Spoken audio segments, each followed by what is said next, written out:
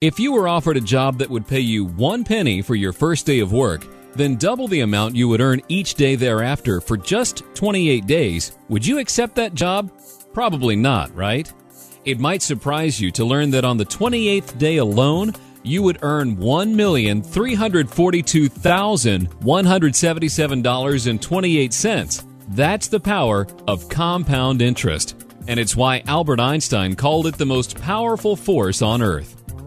However, this scenario assumes that no taxes are taken out. So, let's now assume that you would have to pay taxes each day on your earnings, and that the money you would earn the next day would be double the after-tax amount. Assuming you were in the 30% tax bracket, how much do you think you would end up earning on day 28? Would you believe that you would earn just $88.20 compared to $1,342,177 without having to pay taxes?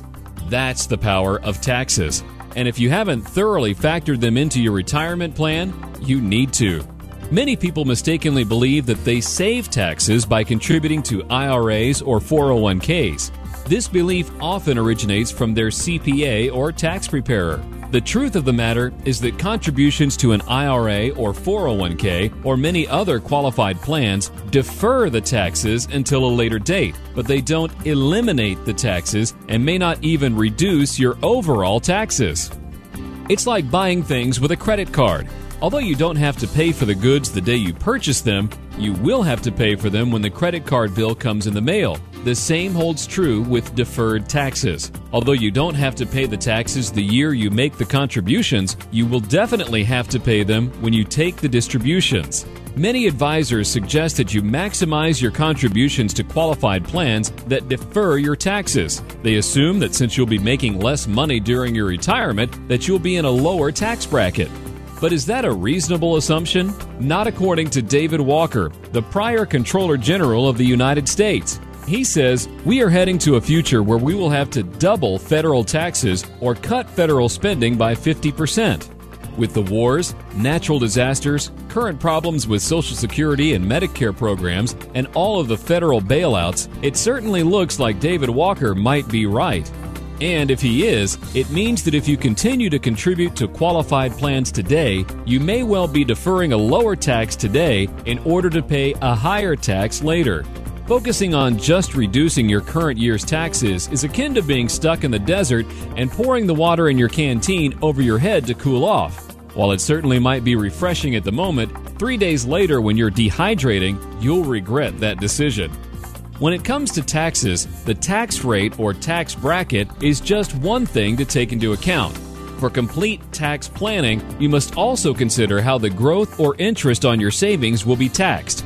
For example, if you were a farmer that grew apple trees, what would you rather be taxed on? The seeds that you planted or each apple that you picked? You would obviously want to be taxed on the seeds because you only plant them once, but you harvest apples year after year after year. The same holds true with your retirement accounts. Some vehicles allow you to be taxed up front on the seeds, which would be your contributions, while others require that you be taxed on the harvest, which is when you take your distributions. You want to position yourself to pay the least amount of taxes over your entire lifetime, not just for one particular year. That would be like coaching a football team with the goal to win one particular quarter instead of winning the overall game. The most powerful way to reduce your taxes over your lifetime is by becoming your own banker. When structured properly, you will not be penalized for accessing your money before reaching a certain age, or be required to begin withdrawals, or be limited to contributing a certain amount, like you will be with a government-sponsored plan like the 401k or IRA or Roth IRA. And you will not have restrictions as to where you can put your money, like you will be with most qualified plans. And you will not be burdened with an unknown future tax liability like 401ks and IRAs. By becoming your own banker, you will soon be in a position to stop supporting the employees and shareholders of other banks and finance companies through all of the interest you're paying to them. Plus, you will be able to reduce the amount of taxes you must pay to the government and instead use that money to support you and your family. Becoming your own banker will prove to be one of the wisest decisions of your lifetime.